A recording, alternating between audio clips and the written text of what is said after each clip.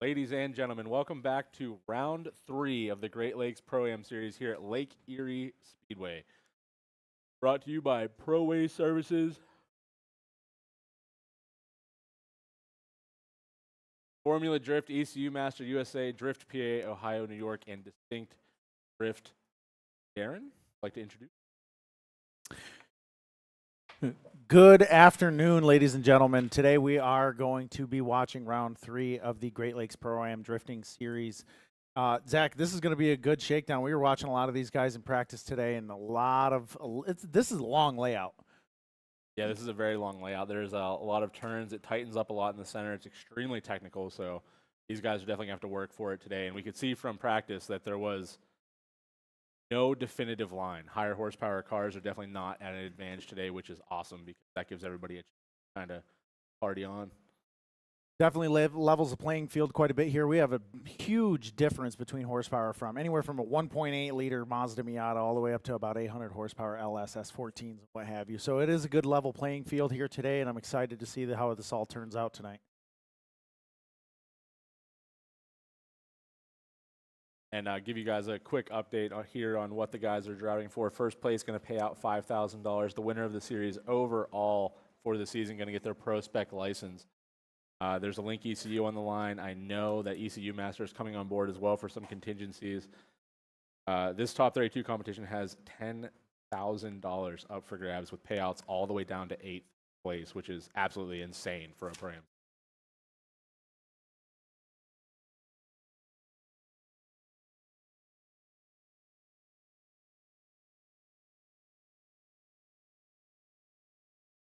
Yeah, here first we're going to watch the seeding bracket that will get everybody into their places onto the top 32 bracket, and then we will move forward onto competition. So nobody in the seeding bracket here going to get knocked out.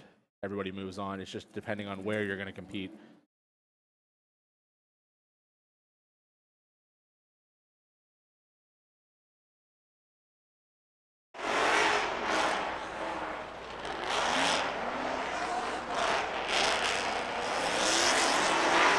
Better?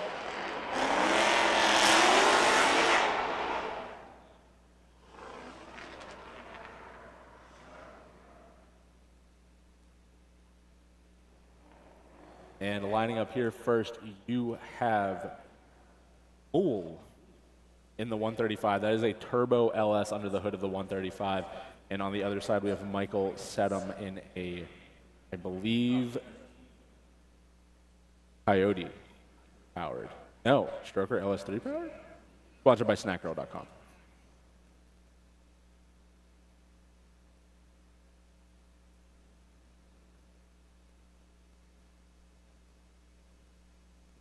Both of these competitors here today, this is their first time here competing in our Great Lakes Pro-Am series, so I want to wish both of them a welcome to our series, and hopefully they put on some good laps for us here today, Zach. Yeah, I got a really interesting chance this morning as we were running through tech to take a look at these two cars, and that 135 has one of the strangest turbo mounting positions I've ever seen. It is between the intercooler and the crank pulley of the engine. There's a turbo stuffed in between. It is really cool looking. It is insanely quiet for what it is. It's the only thing that kind of shocked me. And that Mustang also very interesting as well. I think it's completely gutted. There's essentially a windshield and nothing else inside of that car. So completely gutted. Yeah, Zach, there was an aluminum dashboard in there with just a OEM gauge cluster sticking out of the front of that thing. So I want to see how well these two battle with each other here at round 3. Yeah, getting a chance to watch these guys in practice. Both of these cars actually doing, I would say, extremely well. Everyone kind of struggling with this little keyhole section in the middle that you guys will see. But for just a quick reference, if you're tuned into the live stream and you're interested about what the layout is, it is essentially a mock-up of FD Atlanta.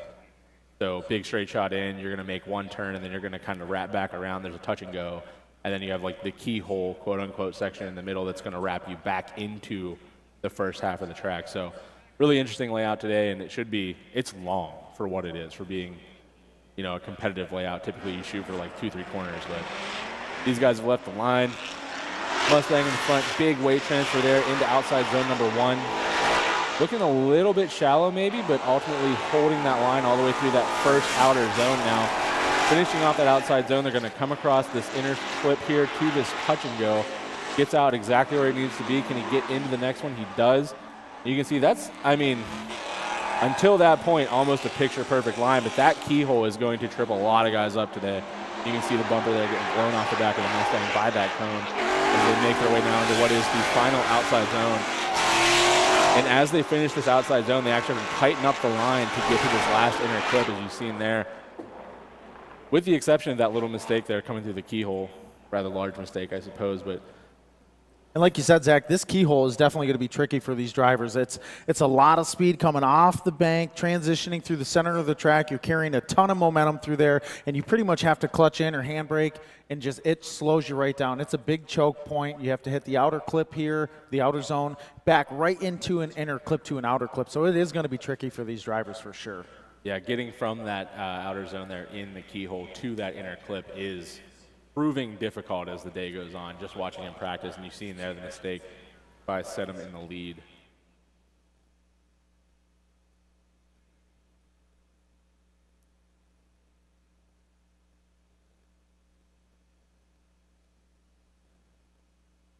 Yep. So we have here is Sedum leading Mole in the Mustang.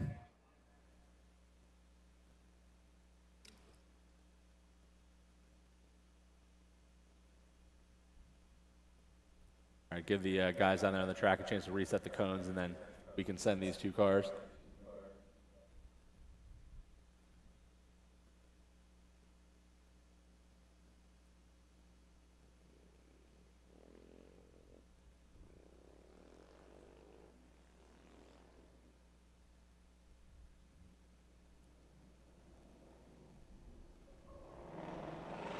And they're off. Obviously, Mole is leading here through the chicane. Big weight transfer initiation into outer zone 1. Sedum trailing a little bit. Mole filling all of outer zone 1. Standing on the throttle.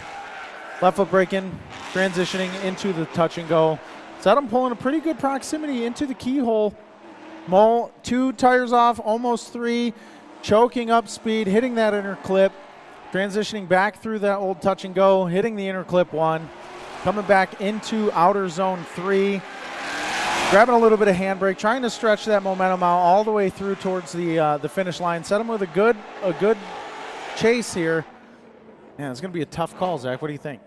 Yeah, I think between these two guys, I mean, you did have that big mistake by Sedum in the lead on his side of the battle, which is unfortunate. So I think, given that and the way that Mole dealt with it there in the chase, I think that ultimately it's probably going to go his way. But I am not a judge, so I can only speculate.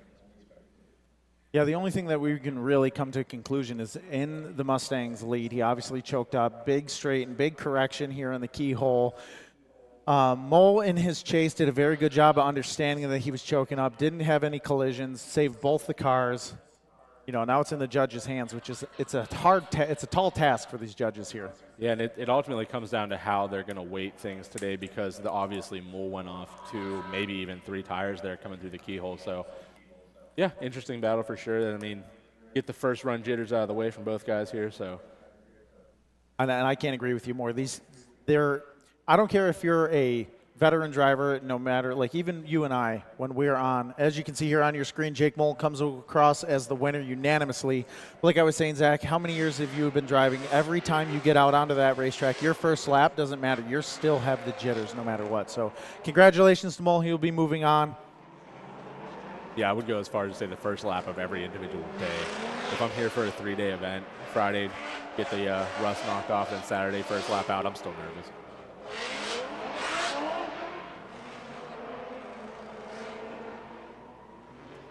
So in the burnout box now is Chad Anderson going against Chris Fosnock in that turboed 1.8-liter Mazda Miata.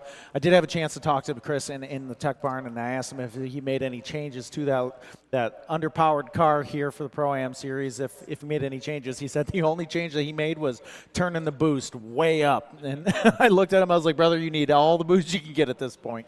Yeah, and if you've been with the series here, spectating or otherwise for a while, you will know the name of Chad Anderson, or if you're in the drifting community as a whole. He's been around for a while. That car, very, very interesting. It is a Ford powered E46. It is supercharged now. And as far as I know, unless things have changed, that car thinks it's a Mustang. The whole dash is a Mustang. It's a really interesting build. During practice today, though, Zach, we have to see how this one plays out because we did know that Chad had to get towed off during practice. I don't know what he was fighting, whether if it was electronical issues or if it was mechanical issues, but he did get flat towed off the track. I hope that he got everything squared away for this first battle here. Yeah, it's kind of a strange thing to see Chad get towed off. I mean, that car's been well sorted for a long time, and I'd have to assume that it's probably just something silly, or it's, you know, supercharger belts or something crazy, or the car's just getting hot because ambient air temperature here right now is like 98 degrees Fahrenheit, and it's humid and gross and sticky, so. Brutal.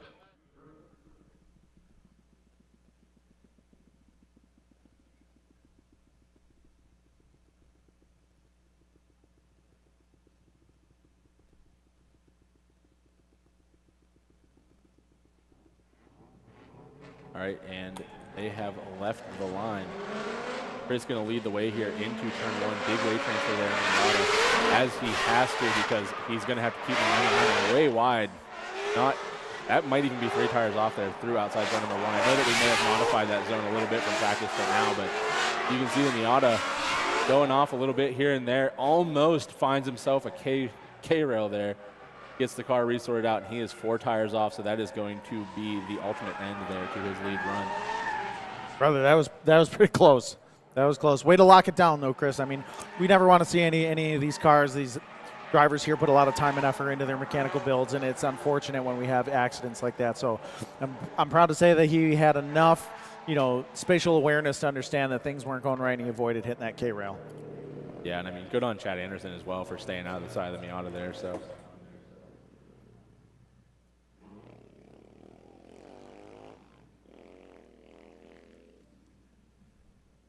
All right, we're going to switch them around here. Chad's going to go ahead and lead Chris in the Miata. But we have to wait for some of our staff members out here to reset some of these cones.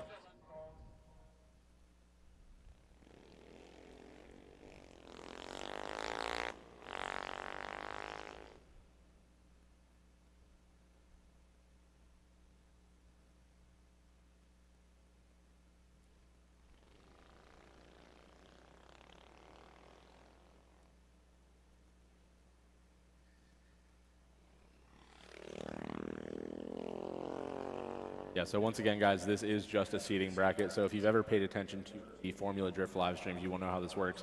But if you have not, to avoid the single run qualifying setup that we have done in the past, what ultimately happens is you get randomly seated in the bracket up to 32 cars for what is essentially a qualifying lap. And then you do a full bracket to go down to number 1, and then that will be determining how you are seated into the drivers from the last events who are locked into the competition top 32. So a really interesting way, just kind of keeps the action flowing so that you have a constant set of battles and you're not watching single car runs, because as cool as it is to just see someone go out and just run a lap extremely well and run a really clean line, it is not as entertaining, I would say, as to watch a battle. Everybody loves a battle, so. Yeah, it's just like Rowdy Burns told Cole Trickle, man. Let's see how you do in your own car in a crowd, right? So as we see here, Chad Anderson leading Chris Fosnock into outer zone 1. Handbrake initiation. Chris doing everything he can to keep up with the power here behind Chad Anderson. Doing a pretty good job. Both tires in outer zone 1. Miata falling back, hitting cones behind him, transitioning into that touch and go, carrying that momentum through the keyhole. Both tires in the outer zone 2, hitting that inner clip perfectly. Chad going ahead and transferring all the way back through the middle of the keyhole there, carrying that momentum all the way into outer zone 3. Miata struggling. There are bus lengths in between Chad and Chris right now. Both tires in the zone in outer zone 3, hitting that last inner clip too. It's unfortunate that power discrepancy between both of those vehicles.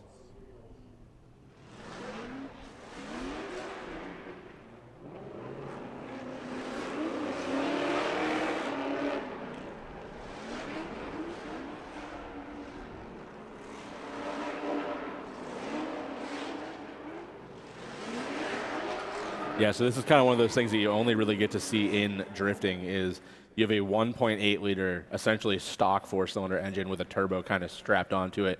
And then on the other side, you have a full build of big engine swap. It's a Coyote-powered E46 BMW, and the E46 chassis gaining popularity now because of the suspension geometry under that car that gives it, I don't want to say the optimal setup for drifting, it's just a ton of forward drive all the time. So very notoriously fast chassis. And it's understandable because you drive an E46, I drive a Mazda Miata. It's a handful, brother. Especially trying to chase you. It's not a good time. So my heartfelt condolences always have to go out to Chris and give him all the willpower that he can. As you can see here on your screen, Chad Anderson comes through with the win unanimously. Chris again with that power discrepancy. He gave it all he had. Yeah, and it never really came into my mind at all that we are essentially, when we drive together, Darren, doing this exact same thing, a V8 powered BMW versus a Turbo 1.8 now you Miata. get it. Now you get it. When you look in your rearview mirror, Zach, and I'm not there, that's why.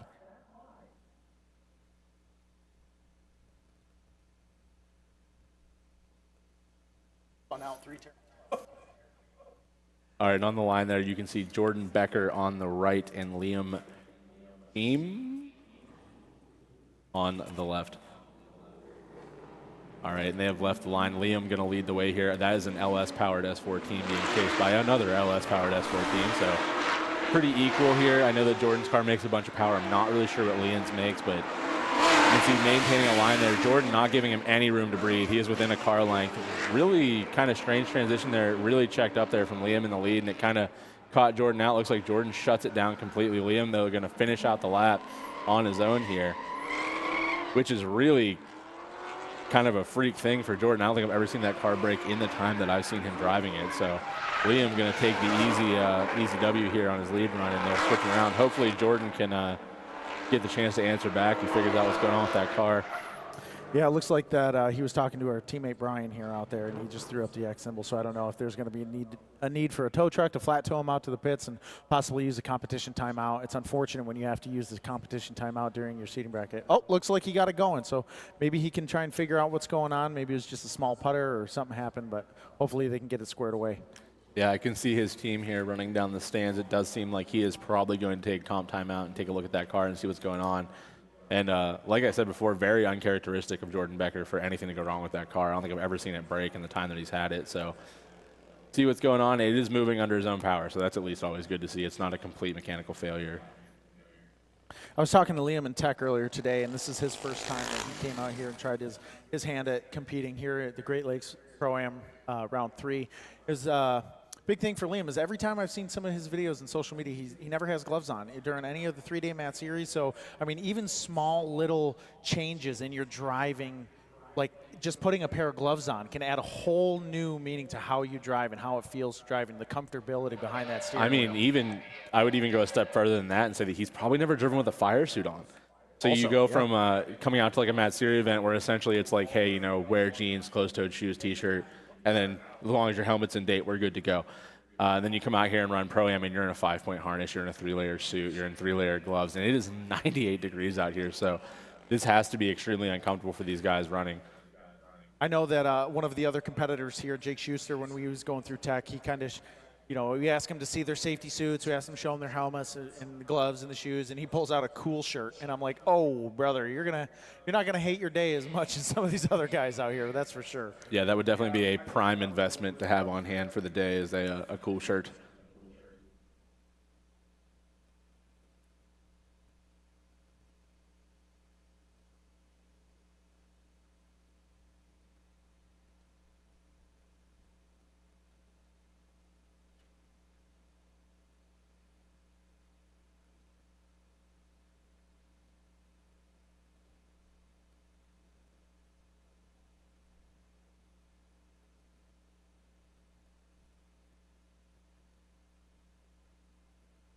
Yeah, and we're up here talking to the guys in the booth about what's going on, and we were just waiting for confirmation on what Becker is going to do with that car, whether he's taking a comp timeout or not.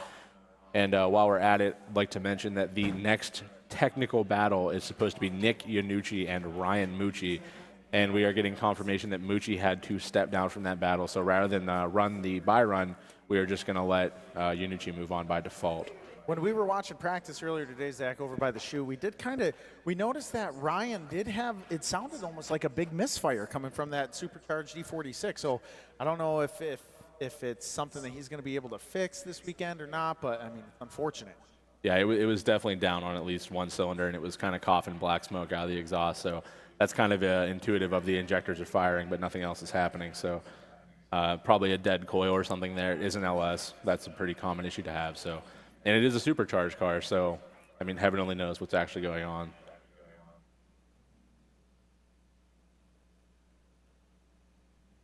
Pulling to the burnout box now, we have Theon Nelson in his Nissan 370Z going against Elliott Rose in his, what is it, LS FRS? Yeah, LS, Supercharged LS FRS. Yeah, Theon Nelson, really interesting here. The turbo kit that is on that 370Z, he taught himself how to weld in the process of putting it together. And I mean, so far as I've seen him drive at 2 different tracks now, 4 different events, and it seems to be working flawlessly, which is, I mean, kudos to you. I would never take that leap of faith and just start building something. I guess that's probably why I'm not driving. Yeah, what a challenge that was, man, but it definitely seems to be working.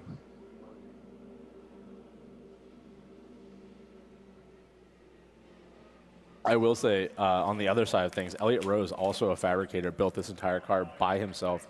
I mean, with friends is obviously, you work on cars with your buddies, but if you get a chance to get up close to Rose's car and actually look at it, it is immaculate, everything on it. And it is a kind of a crazy build. I mean, it's a supercharged LS, it's a dog box, it's a full quick change rear end. There's a lot going on in that. And here you can see they've left the line. Theon going to lead the way.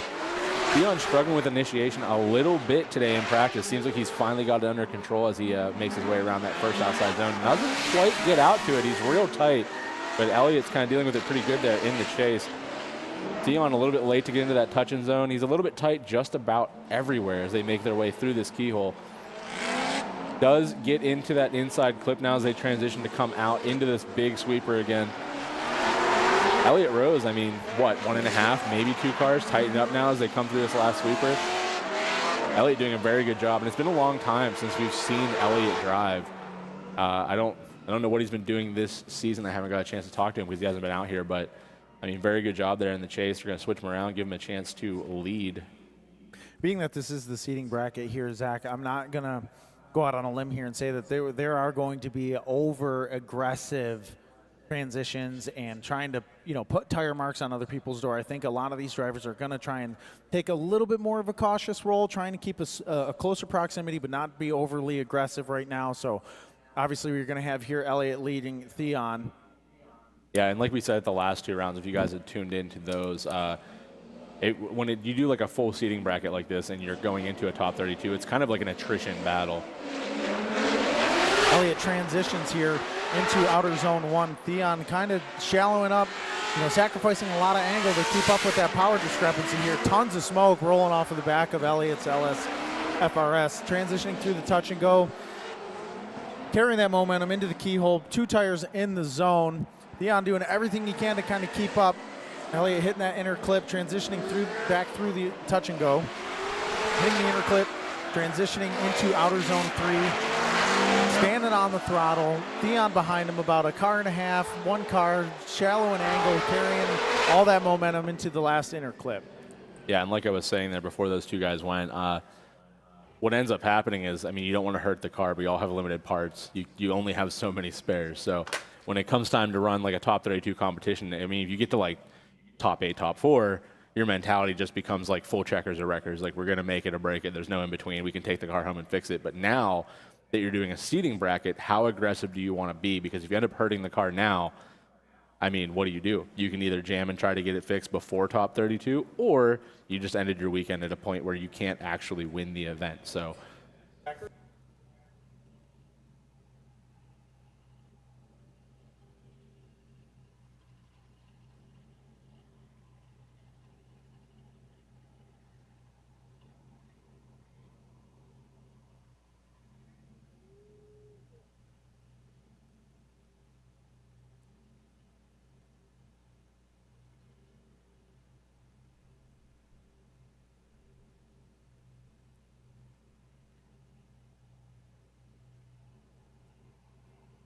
As you can see here, it looks like Elliott Rose is going to be moving on. It wasn't unanimous, but we had 2 votes and a vote for a one more time. So congratulations to Elliott for moving on to the next round. Yeah, and if this is maybe your first introduction to competition drifting, or maybe you don't necessarily know how the rules work, you get a chance to lead, you get a chance to chase. So every single battle, there will be 2 halves of that battle. The judges will judge you based on lead and chase. So it's your chase versus their chase, and your lead versus their lead. And then based on the information, they can either move someone forward, or if 2 judges vote, they can send you again, which most of the time it's the battles are too close to call, so they just want to see you guys try it again. And then it comes time to, like, who makes the mistake first, I suppose.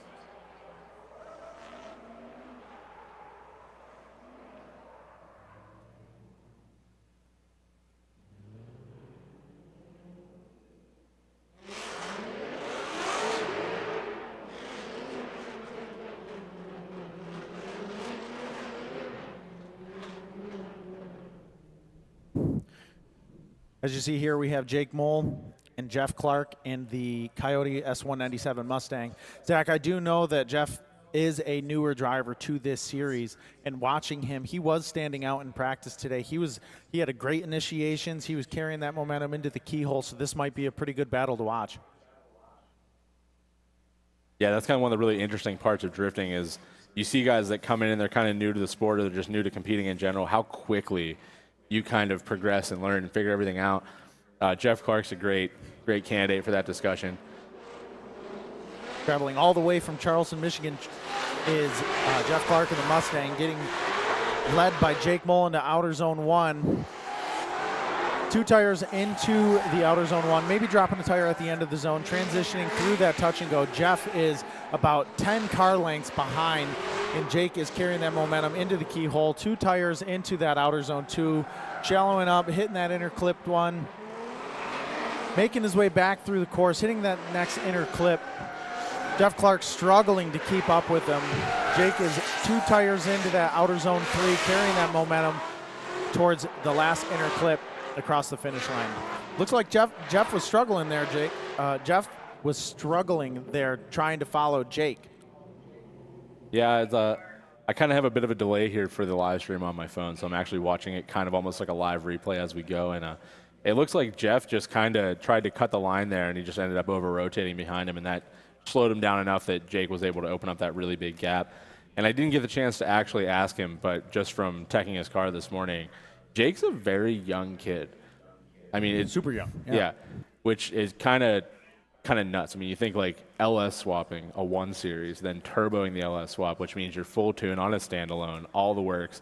It's a rear mount radiator. It's a crazy build for what it is.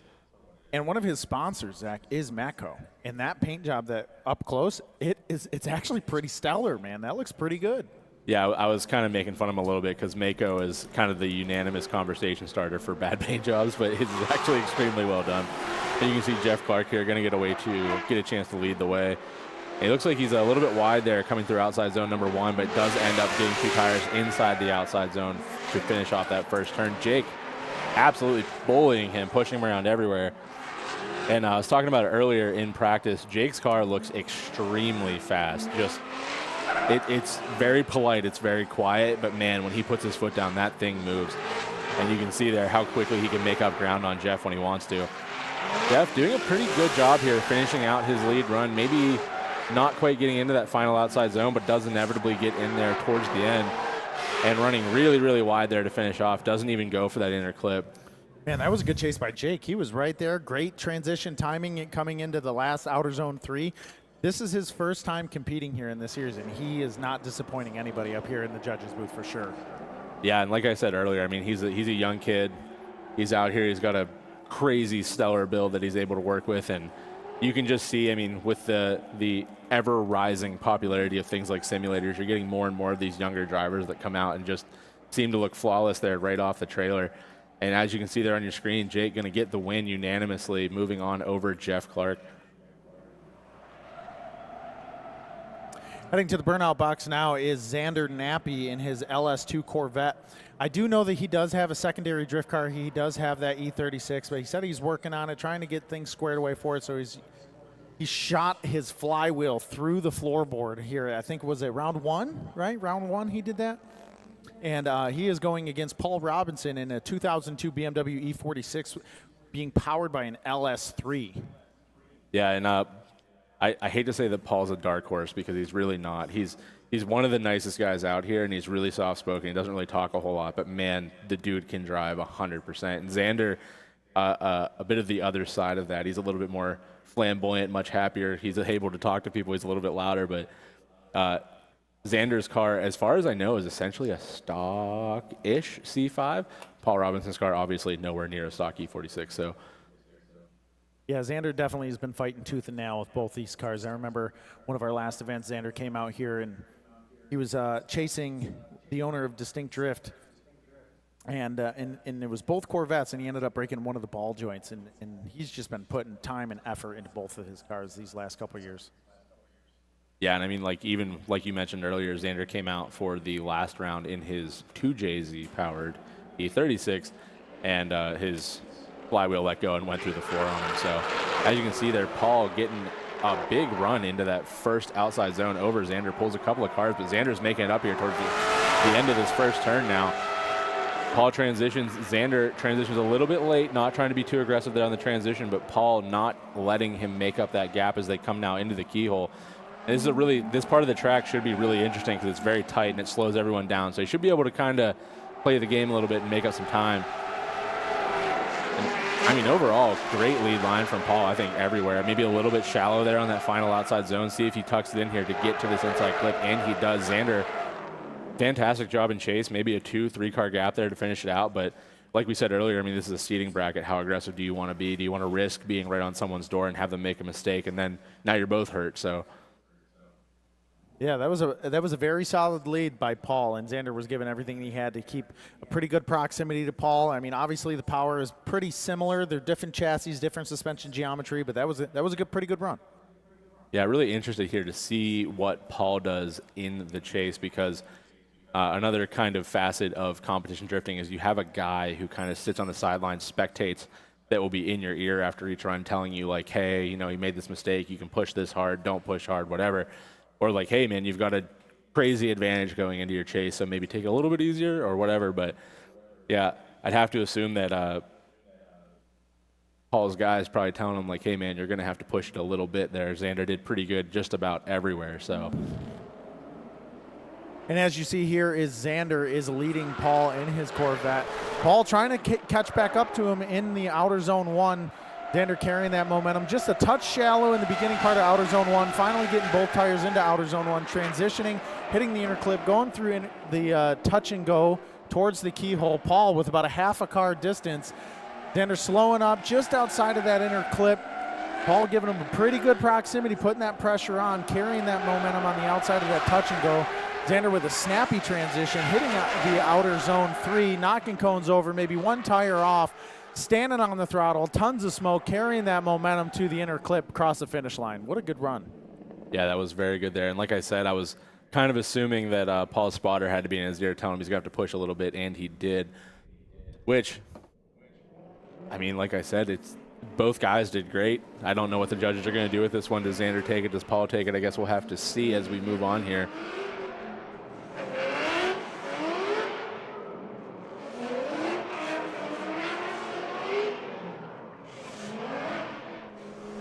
All right, you can see it on the screen there. Paul Robinson going to be moving forward.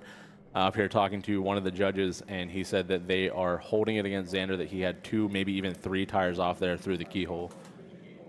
3, maybe 4, sorry. Yeah, it's tough, Zach. I mean, you're carrying a lot of power, a lot of momentum into that keyhole, so, I mean, you have to check up quite a bit, and it is tricky for these drivers.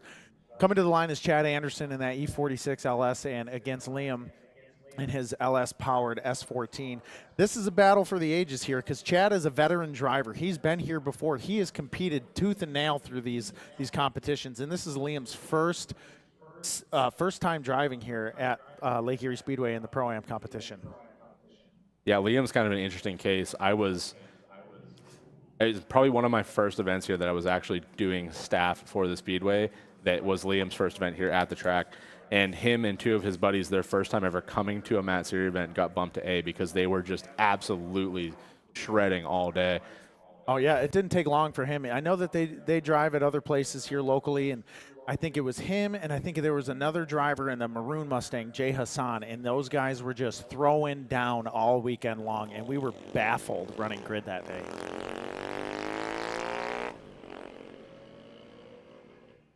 All right, just give these guys a chance to get the pit bikes off the track.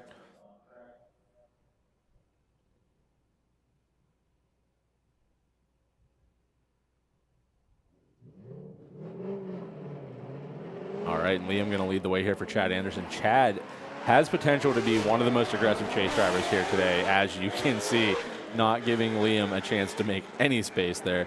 Liam, though, very, very shallow all the way through that first outside zone. Chad putting black marks on the side of the S14 as they come now through this touch and go. Liam gets all the way out there where he needs to be, but Chad not letting him get anywhere out in front. They both make it to that inner clip, which, like we said earlier, very difficult place to actually make that line work. You have to slow down a lot. I would have to say, I mean, good lead from Liam, a little bit rough there in the start, but Chad does so well in the chase, making up for any faults there by the lead driver. And you can see just how quickly there to finish off that run, Chad can make up ground on him.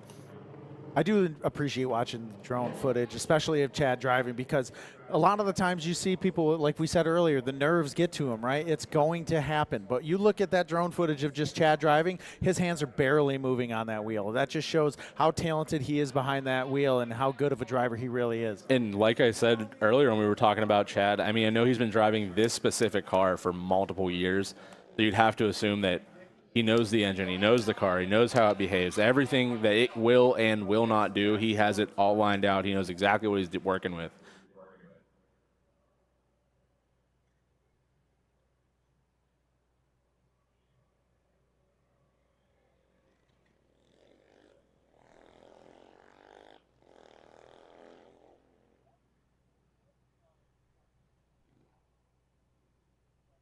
All right, just giving these guys a chance here to set some cones back up.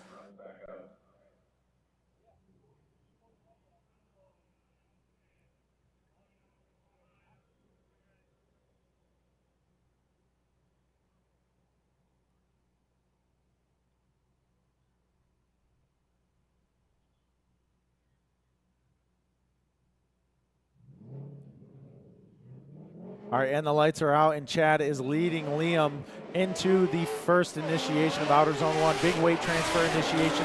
Liam trying to give everything he can to keep up. Chad with a good initiation, carrying that momentum into Outer Zone 1. Both tires perfectly into Outer Zone 1. Solid transition through that touch and go. Liam keeping up about a car and a half behind, trying to cut a little bit of angle, putting the pressure on Chad towards that inner clip 1. Standing on the throttle, carrying through that touch and go. Chad carrying that momentum past into the Outer Zone 3. Liam with a solid proximity and chase, suffering, with a little bit of angle, trying to keep up with him. But I mean, I don't know what way the judge is really going to point this one, Zach. I mean, it's a tough call. Veteran driver, new driver, it's tough. Yeah, it's always interesting out here, especially for, you kind of have the situation of, like, we know Chad, we know how Chad drives. Liam, only ever really seen him kind of party with the boys at Matt Series events, which is obviously still awesome to see, but it's not the same thing. Like, I can come out here and run 100 laps in a weekend with my friends, and everything is going great the whole time. And as you can see there on the screen, I did miss it. Chad Anderson is going to move forward. But it's kind of an interesting thing. You get into competition, the nerves get a little bit up, you get some butterflies going on, and the next thing you know, you make, like, just kind of one simple mistake. But drifting's a different thing because you essentially have a start to finish. It's like running stages. So if you mess up in the very beginning, you kind of spend the whole rest of your run just trying to make up for that mistake. And on the line there, you can see Elliott Rose on the right, Nick Yanucci on the left. We haven't seen him out here yet today. He is driving an LS-powered RX-8.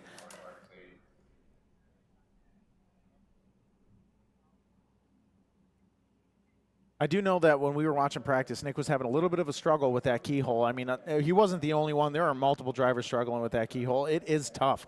It is challenging. That's why it's there. you know, I want to see how this plays out for Nick. I know he was struggling a little bit, but man, he is also a phenomenal driver. So let's see how it works out for him. As we can see here, Nick leading Elliott Rose into the first outer zone one. A little bit of a slow start, solid straight initiation, very shallow. Elliott standing on the throttle, trying to keep up with him, probably giving him a little bit of space, you know, catching back up. Nick transitions, standing on the throttle, not really losing too much smoke off the rear tires, shallow into that outer zone, choking up speed, hitting that inner clip one. Elliott has to straighten a little bit, just not carrying that momentum because Nick was obviously a little bit slow through that keyhole. Transitions into outer zone 3, pretty shallow. Elliott giving him a little bit of room, hitting that last inner clip. So it was a little bit of a struggle there for Nick.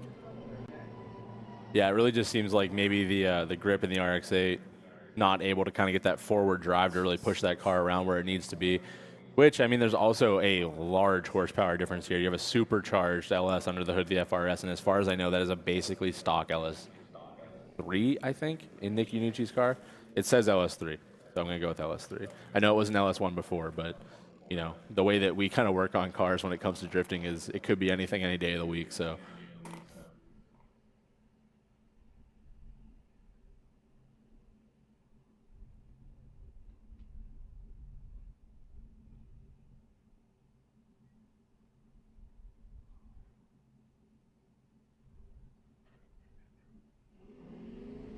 All right, and Elliott Rose going to lead the way here for Nick Yanucci on the other half of this battle. And you can see Elliott pulls almost an immediate 2-car gap there. Big clutch kick initiation, no weight transfer, just all the horsepower going to the rear wheels. Elliott fills all of that first outside zone, sits it right on the line where it needs to be. Transitions now into that touch and go. Nick just trying to make up ground at this point. Elliott maybe going a little bit beyond the outside of that touch and go, 1 to 2 tires off there as they come through the keyhole. Elliott misses that outside zone in the keyhole, but does hit that inner clip now as they transition to come back out and through this big transition into the final sweeper to finish off the run.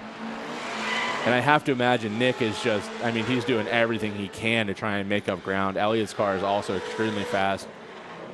And I mean, the difference in builds here is absolutely astonishing. You're talking an RX-8 with an LS swap versus essentially a fully built car with, I mean, RTS quick change rear end. It's got a full dog box in it, so. Man, and it sounds good. Elliott's car sounds phenomenal. I mean, when he started that thing to leave the tech barn, it is deafening. Like, if we're mid-conversation, everyone stops talking. You can't hear a thing over there. Yeah, I mean, it's essentially like a full pro spec car that was built to party, and he is obviously competing, so he's working his way towards it. But as of right now, I mean, we've seen this car at Mad Series events. We've seen it without a livery, with a livery. We've seen it with different engine swaps, front radiator, rear radiator, and it's just the whole evolution of it. And you can see there Elliott Rose is going to move on, which I really think that was just kind of a Nick Yanucci doesn't necessarily have the grip and the forward drive and the power in the RX-8 to kind of make up the ground there on the FRS.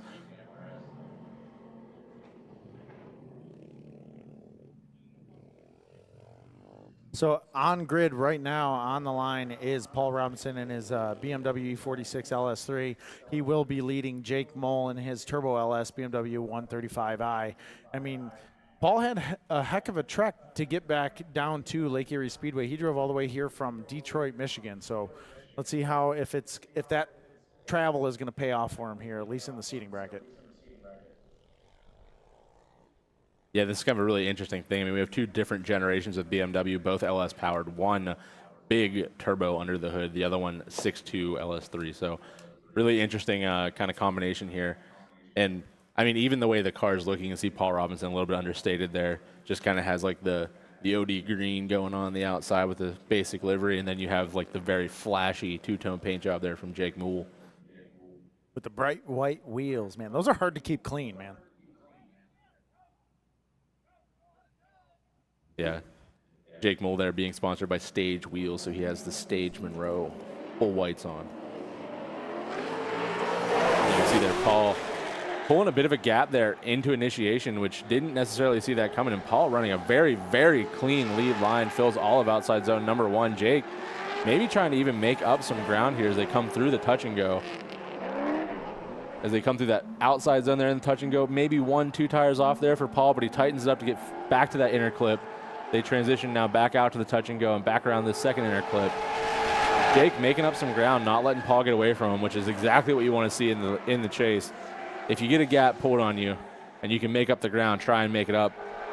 Paul finishes off, hits that inner clip. I mean, this is an interesting one. It could go either way for me, honestly. And I got to give Jake credit because Paul is a phenomenal driver. He's been here through thick and thin. He's been and had a lot of trials and tribulations, you know, dialing in that E46, you know, LS powered E46. And Jake being his first time here, he's really hanging with these boys for sure.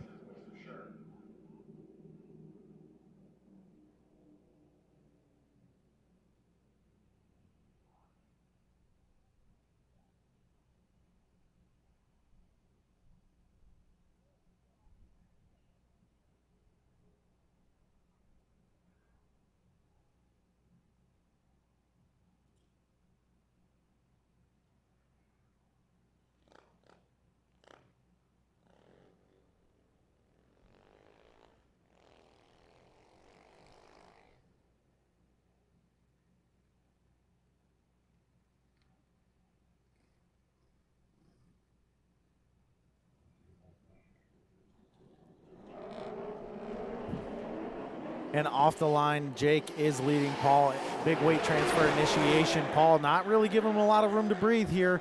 Jake carrying that momentum, 2 wheels into the outer zone 1. Paul about a half a car, left foot brake, and solid timing on his transition. Jake carrying that momentum through the touch and go. Slowing down all 4 tires off in outer zone 2 and shuts it down. Paul gonna carry on. Pretty much signed, sealed, delivered here, but Jake is just, you know, for funsies, essentially just following through, trying to get a little bit more familiarity with the track. You know, what a solid, everything was going good until that keyhole. Like I said, it is a tricky part. That is the trickiest part of the track, as you can see here. Oh, yeah, absolutely, by a mile. That to make it from the touch and go, I mean, where you're essentially driving in drift, but in a straight line. So you really have to carry a whole bunch of momentum there, and then you have to, like, either throw a bunch of angle at the car, somehow take a ton of momentum out of it to make it work to get to this outside clip. And then that inner clip is even harder because it's essentially a tightening radius corner, even though it doesn't necessarily look like that. The line you actually have to draw has to pull you to the inside, which is pretty counterintuitive for what you think about when you think like sliding in a car. And you can see, obviously, Paul Robinson going to move on with Jake going 4 tires off there in the keyhole. I mean, both these guys, fantastic job. Jake, first time competing here, first time on the track. I already said that. And Paul, I mean, obviously a bit of a veteran of the series and of the Speedway as a whole.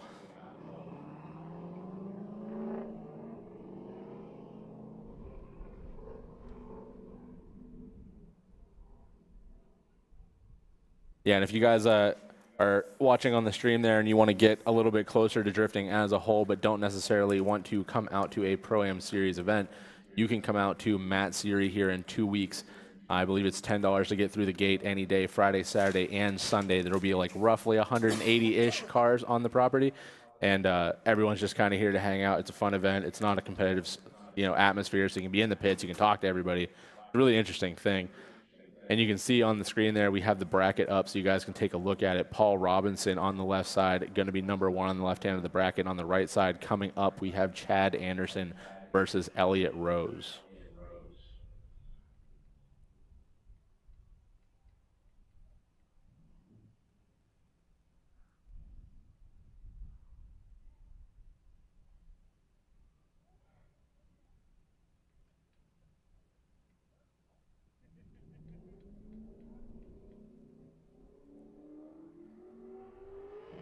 And while we are waiting for these next 2 competitors to make their way out to the burnout box, make sure you all head over to www.lakeeriespeedway.com and check out our upcoming events here. I mean, Zach, to be honest with you, I know that we just had Big Rigs a few weeks ago here, but we got some solid events coming up, man. I mean, obviously, today with the Great Lakes Pro-Am Round 3, we are going to have the Bubble Run, Fun Run on July 19th. And then we have our 3-day Summer Mat Series events on July 25th, the 26th, and 27th. And that's my favorite weekends of the year, man. I mean, I get to come out here, spend some time with my wife, the dogs, all our friends, get up tons of laps and seat time together. It is by far my favorite weekend of the year. Following Summer Mats, we have on August 2nd, we have the Great Lakes Wine Festival and Steak Cook-Off Competition. Zach, I don't even like wine that much, but I love steak. So I'm going to probably come here and get me some nice medium rare steaks. You know, if I can't have them rare, my wife always yells at me for this one too. When we go out to dinner, she's like, how do you want your steak done? I'm like, shave the cow and walk it by the fire. Yeah, I can't state enough how cool Matsuria weekends are. If you guys are spectating, you're at home, you might want to get into drifting, or maybe you just want to get closer to it, kind of get the vibe of what the whole sport's about, and you've never been here, and you obviously don't want to start out your first event being a Pro-Am. I wouldn't recommend that to anybody. But if you just want to get in and drive, coming to a Matsuria event is the absolute best way to do it. We do have clinic days, but I would almost say that coming out to a Matsuria and kind of just getting your feet wet right off the bat is almost the better way to do it. And on August 9th, we have the Crasherama. Zach, I've been telling you this for a couple years now. I am going to get into one of them buses. Yeah, if you've never seen Crasherama here at Lake Erie Speedway, it is a spectacle to behold. It is an entire night of, I mean, everything from like figure eight, boat racing, bus racing. I know that there's like essentially like a banger car kind of racing thing they do here, as well as I know the last time that I was here for a Crasherama, they put a jet car on the track and just burnt one of the cars, which was, I mean, just every 12-year-old fantasy of destruction is done in one night. And Elliott Rose is going to lead the way here for Chad Anderson. Really interested to see how this battle plays out. Elliott, whole bunch of angle in the car there as he comes through outer zone number 1. But Chad, I mean, just sitting on the side of the FRS. Good transition there into this touch and go. Chad maybe chokes up on the line a little bit, puts one tire on the inside of the track there in chase, but Elliott doing a great job on this lead line, hits all the zones, maybe a little bit wide on that touch and go as they come now out of the keyhole and into this big sweeper transition here. Really interested to see what Chad does. Does he, I mean, run up on the door? It looks like he is going to maybe a 1-2 car gap. Chad might actually almost be struggling there to keep up with Elliott there coming through the final outside zone. Yeah, that was a solid lead, very solid lead by Elliott Rose. And Chad, you know, I wouldn't say he really struggled in the chase, but you can tell that he was definitely sacrificing a little bit of angle to try and keep that proximity. I mean, coming out of outer zone 1, they were almost tire to tire, so it is close. Let's see how Chad flips the script here and gives a solid lead to Elliott. Yeah, really interested to see what Chad does here in the lead, because in the past, I mean, Chad has a way of driving that he will adapt to the lead driver. Whatever you want to do, he's going to do in the chase, but he has a very specific way that he drives. Yep, lights are out, and Elliott getting a little bit of a jump start, trying to keep up with Chad in that LSE 46. Chad, big weight transfer initiation. Elliott a little bit far back into outer zone 1. Chad standing on the throttle, tons of smoke coming out of the back, maybe one tire off into outer zone 1. Elliott about 2.5 cars back as Chad carries that speed through the touch and go. Elliott just trying to do what he can. Elliott sails past outer zone 2, maybe 3 tires off, just outside of inner clip 1. Through that touch and go, hits inner clip 2. Elliott choking up a little bit, standing on the throttle. Oh, real close to almost coming tire to door, trying to get that proximity. This is a solid battle as Chad goes through outer zone 2 or 3 and across the finish line. Yeah, so this is a really interesting situation here. I mean, Chad goes 1, maybe 2 tires off there in that outside zone through the keyhole, and then Elliott makes that big mistake there transitioning to the final outside zone. And this is one of those things, like I said, you have a spotter up here going like, hey, buddy, you're probably going to have to push it a little bit. And then you just kind of have to play that game of like, how much pressure do you want to put on? And Elliott really dives through that final transition here as we're going to see on replay. And you can see there, he kind of does it there too. He tries to shoot in, and Chad just, not quite maybe getting on throttle early enough. And there you can see it again. Elliott shoots through there expecting Chad to be kind of pulling away from him, trying to make up some ground, and Elliott just has nowhere to go and has to lock it up. So, I mean, interesting situation on both sides of the card here. And I'm not a pro driver, Zach, but it almost looks like when Chad was entering into outer zone 3, Elliott was diving to gain that proximity, but it almost didn't look like Chad was on throttle when he needed to be, and it kind of choked up Elliott. And as soon as he chokes up, Chad stood on the gas to try and break away and claim that proximity from Elliott through outer zone 3. So it could be a timing thing here. We have to see what the judges think. Yeah, and I mean, that's kind of what I was saying with if you see Chad here as he comes out of the keyhole through this like sweeper, kind of through the touch and go, and then transitioned into this final outside, there's like no smoke, and then clouds. So, I mean, like, I don't necessarily know how long you're allowed to wait there to be on throttle, but Elliott really had nowhere to go. And he did kind of cut the line there trying to make up some ground. So could have just been like a stacking effect of a whole bunch of kind of little bit of bad decision, little bit of bad situation, followed up by it looks like just kind of a big mistake there.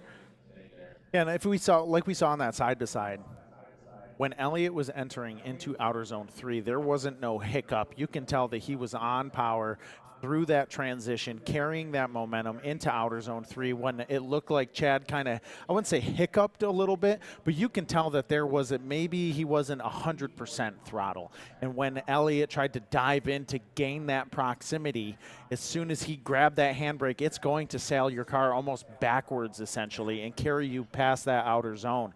And as soon as that happens, Chad stands on the throttle and carries his momentum through outer zone 3. So it is a tough call. It's all about timing here, folks. And I mean, shout out to Elliott for having commitment through that transition. I mean, because you go through the smoke line, you can't necessarily see what's necessarily going on in front of you. So he kind of just went for it and ended up being maybe the worst decision he could have made there, short of actually hitting Chad. But, I mean, how much do you put Chad in the kind of fault for that, for like, why were we waiting? You know what I mean? So there you can see it. They are going to go one more time. So the judges have decided that both drivers kind of not necessarily at fault there, but just give them a chance to clean it up and make it an honest battle.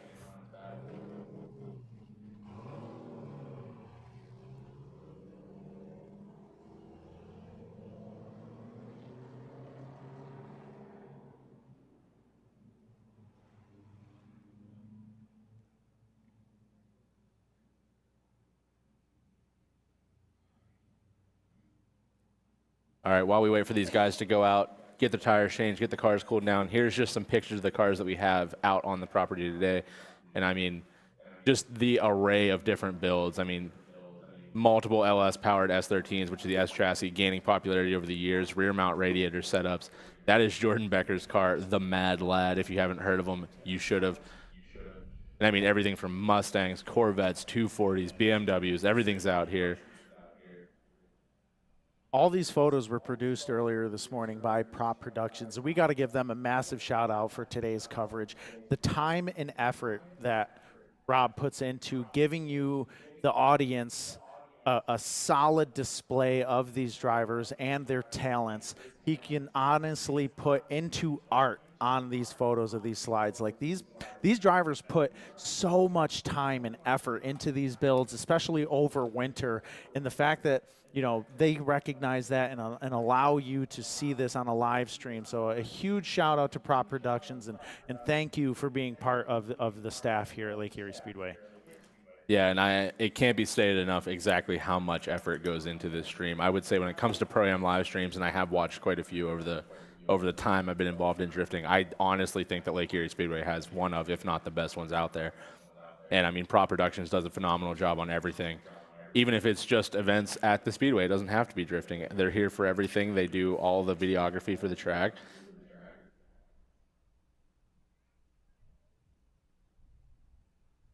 It is too nice. It's very nice, Zach. Like seeing these cars that we see on a, I wouldn't say a monthly basis, but you see these cars, you know the drivers, you talk to them in the tech barn, and you see their cars all the time. But then you see these photos that are depicted on your screen here on the live stream, and it's so crazy because of the details that you would not even capture yourself seeing these cars every single month. Yeah, and I mean, just another really good thing to take a look at here as we look at all these pictures, the battle scars that all of these cars have. I mean, you put all this time, money, effort, wide bodies, paint, you know, trying to beat panels flat after you maybe rubbed a wall here and there, and just really, really exerting an insane amount of effort into what we consider essentially a hobby. And then you see the cars after an event, and, you know, there's tire marks on them, there's chips in the paint, you may have ripped a bumper off, bumped a wall, whatever. And it's just, it's a labor of love from everybody out here. There you see on your screen, best car, for sure. Andrew, I love watching Andrew drive. He's such a young competitor out there, and every single time that he's out on the track, he is giving it 138% every single time.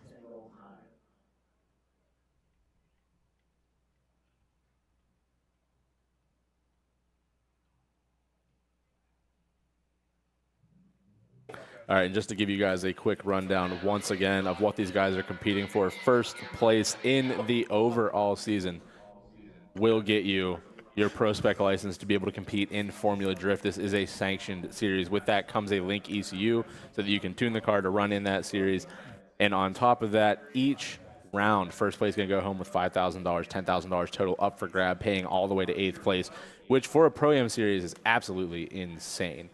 And I know there's other contingencies. There's a race suit on the line, as well as, I mean, ECU Master coming on board this year.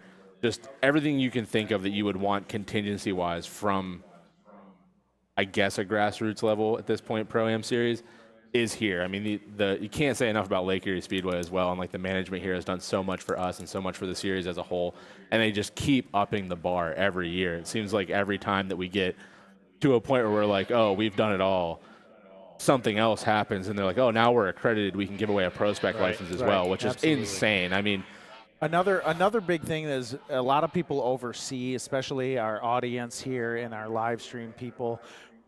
One thing that they oversee is the dedication from our media personnel here. So, I mean, just to name a few, I know that we have 2HP Media out there taking phenomenal photos. We have 454 Media. We have Dane Schuster. We have Brian Stoneman. We have Chris Schmall. All these guys here in the center of the track near the touch and go. We want to give you guys a phenomenal shout out.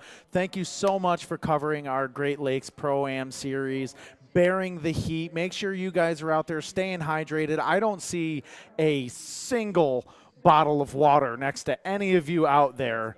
So, okay, Dane has one, so stay hydrated, Dane. You guys definitely need it out there, and we want to give you guys a massive shout-out. Stay hydrated out there. Make sure you guys, during our next break, make sure you guys head over to the Rusty Wheel over there. Get you guys a belly full of food. Zach and I stopped in over there earlier. We got some hot dogs. We got some pizza logs with ranch, not blue cheese.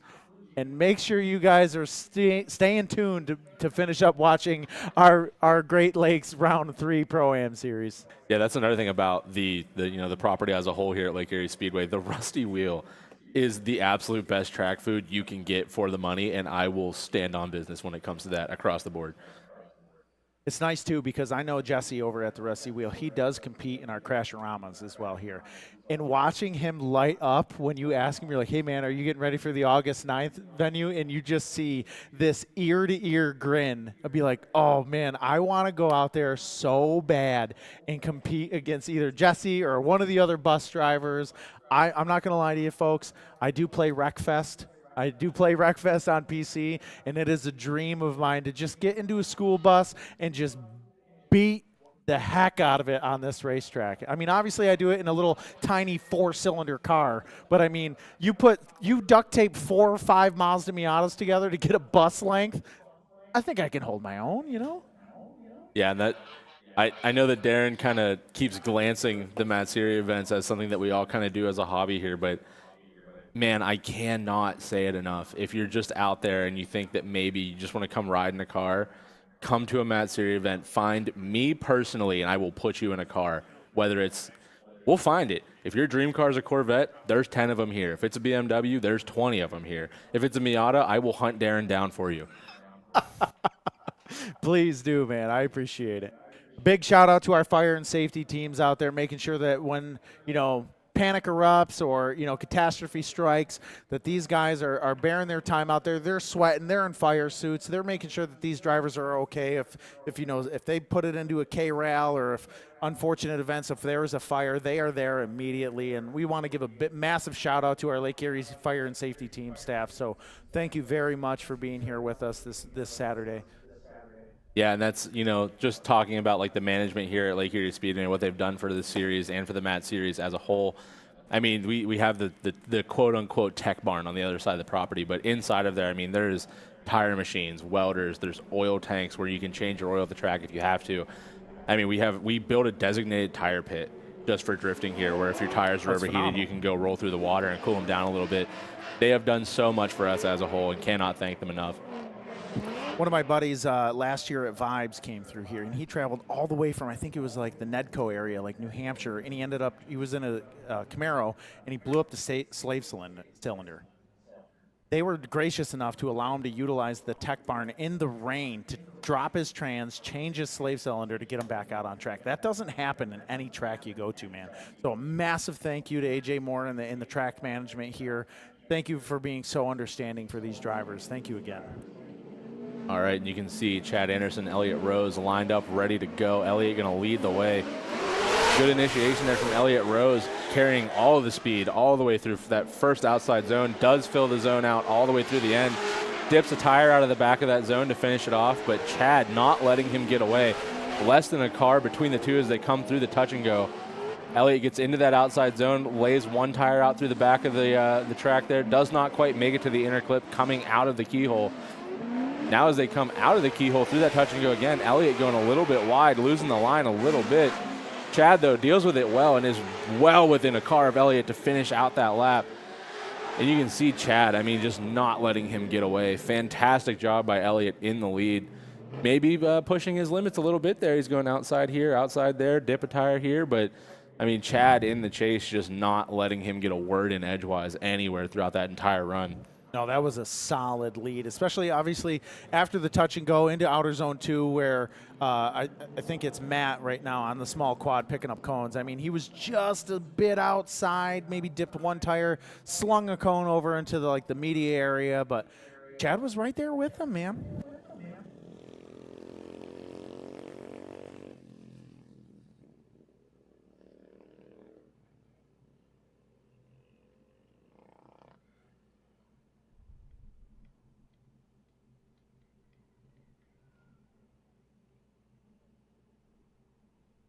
Yeah, I just want to shout out the sponsors here of the series. We have ProWay Services, Formula Drift, ECU Master USA, Drift PA Ohio, New York, and Distinct Drift as well, sponsoring the series here.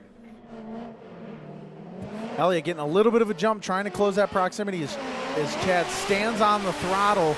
Big straight line initiation into outer zone 1. Elliott just kind of minding his P's and Q's a little bit farther back, about maybe 3 cars back as Chad transitions into that touch and go, carrying that momentum into the keyhole, about just barely, maybe 2 tires in, just hitting that inner clip 1. Transitioning, Elliott putting on some pressure here into the touch and go on the way back. Good transition from Chad. Elliott standing on the throttle, trying to keep that proximity. Tons of smoke rolling off the back of Chad's car as he finishes up the run and hitting that inner clip 2 across the finish line. That was a solid lead run by both of those drivers, Zach. Yeah, and I know this is a one more time, and I still don't want to be a judge. I got to say it.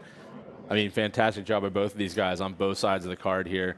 Elliott, obviously, in his lead, you know, kind of maybe a tire off here, tire off there, but really pushing his limits, trying to see what he's capable of. And Chad, I mean, both sides of it, just doing a fantastic job. And you can see that on the side-by-side. Chad's chase on Elliott was just absolutely astonishing.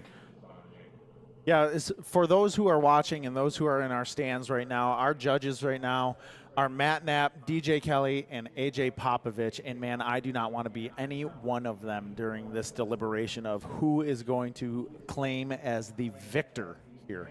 Tough call.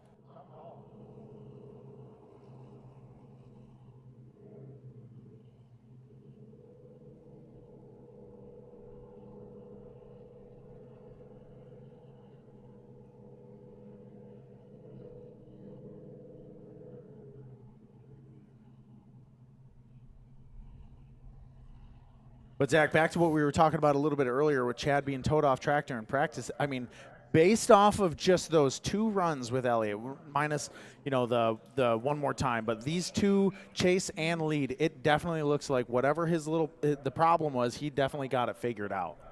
Yeah, I'm not really sure what was going on there with him in practice. I know that he would come out on track, and we always give the guys a space over on, like, just not on the track somewhere out in a safe spot. Chad Anderson is going to move on before I continue talking. His unanimous decision. So Chad will go on to face Paul Robinson there for the final of the seating bracket. But, yeah, Chad would come out, and he would kind of just try to warm up the tires, maybe like give it a clutch kick, make sure everything's working good, get the tires warmed up. And he did it at least 3 times, and all 3 times he just drives straight off track. So I don't know if maybe he was having like some suspension issues or something, just little tweaks here and there. So, Zach, based off of what you're telling me, the next round is potentially, is it Chad Anderson against Paul Robinson coming up?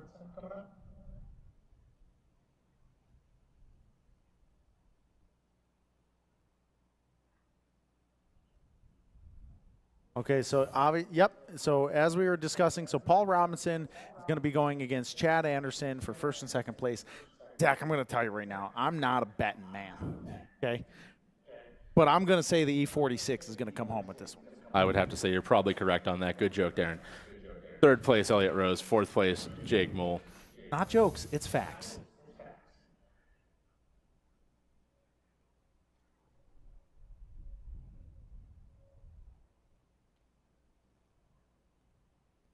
Yeah, this is a really interesting battle as well. I mean, E46 is on both sides. One's LS powered, one is Coyote powered.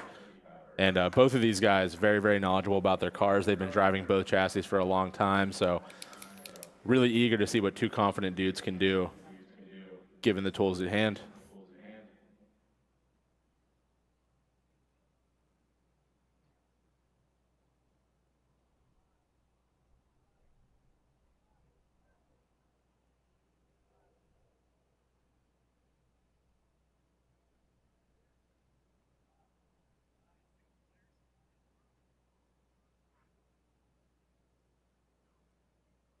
All right, and you can see that on the screen, just giving these guys a chance to get lined up and everything situated here. Some absolutely amazing drone footage of the Speedway. If you haven't been here, this track is a bit of an anomaly. It is a completely paved oval. And when we started driving here, just holding fun events like Matt Series, the infield of this track, from years of what I assume is just use and abuse from Crashorama. Oh, it was a rhythm section. Yeah, it was essentially like a supercross whoop section. You would come through the middle of it, and your whole car would be airborne for a bit. There's pictures of everyone being airborne in the middle of this track. Right. Until eventually, I mean, we got big enough and we got enough support that we were able to repave the entire infield. So I don't know if they repaved it after, was it a total of how many oil pans the whoop section claimed?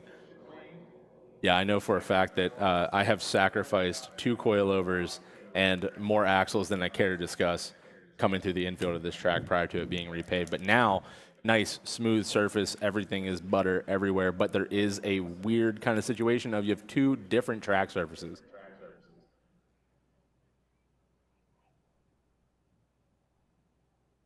Zach, and another thing to mention going forward is the track conditions are going to change, especially whether if it's 90 degrees and sunny out, and as we carry on this round 3, it's going to cool down. The grip levels are going to go up. That is another struggle that these drivers are going to have to maintain going forward throughout the night.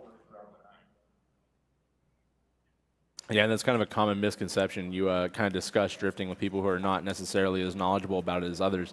And they assume that you're attempting to take all the grip out of the car so that you can slide around and, you know, kind of just get the car sideways. But we are fighting for grip in these cars everywhere we can get it. And here you can see Paul going to lead the way for Chad Anderson in this final battle.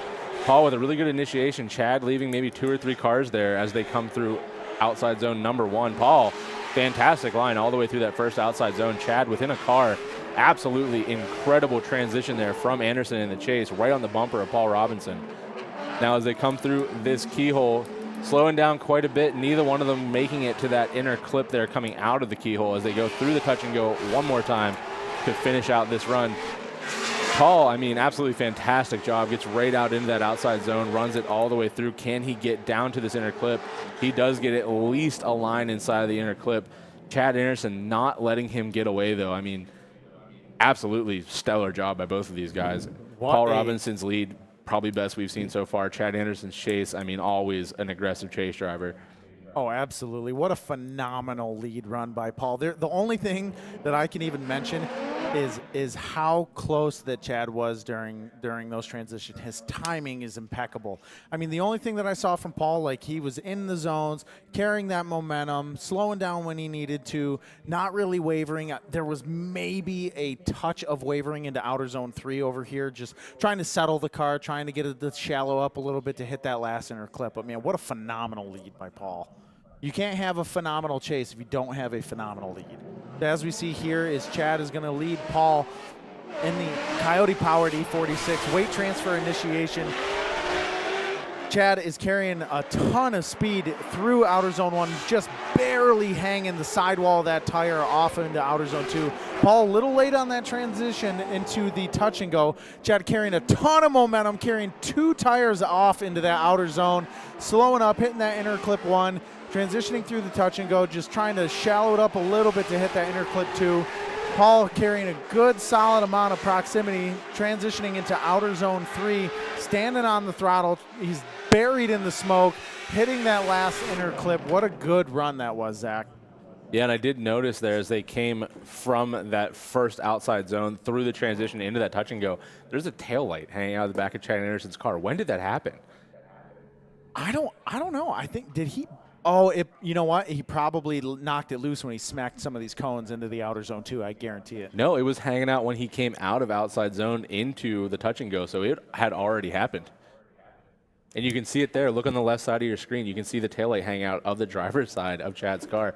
So he did touch something, but I did not see any mistake there at all from him. And you can see side by side. Maybe we got to do a better job at tech.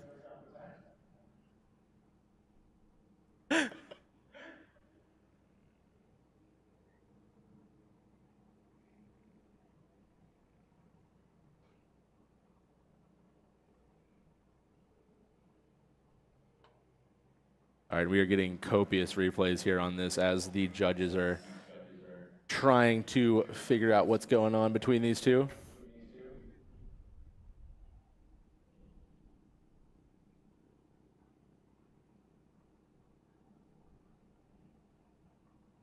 And you can see there, Chad, that is what we were talking about, him with him going 2 tires off there in that outside zone. But I mean, Paul deals with it well. He uses it as an opportunity to make up some ground as they come now into this final outside zone there on the replay. I mean, Chad definitely was on throttle all the way through that transition, so doing a much better job there than he did with Rose earlier. Zach, let me ask you something. So, like, for the amount of time and how many years you have been driving, and this is just from me to you, being that Chad had a taillight hanging out, do you think that there are drivers out there that hyper-focus on something like that would affect them in the chase? Target fixation in chasing and drifting is the #1 problem of all people who learn how to drive. Absolutely. And that is, I mean, you can argue all you want, you're wrong. That is the issue. What happens is you get behind somebody, you find a point on their car where you want to be, and then you just focus on that one thing, and you will let lead drivers pull you into walls.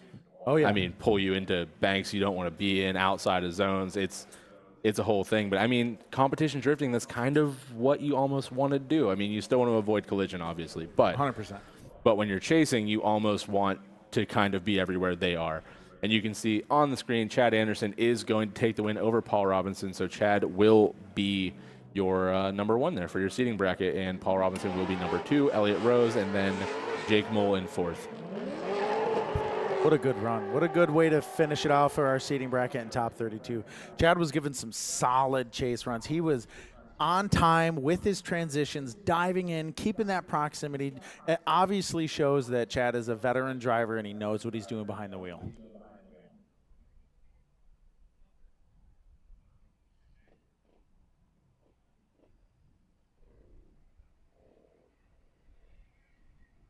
All right, and we are going to take a quick break here between the seating bracket and the competition bracket.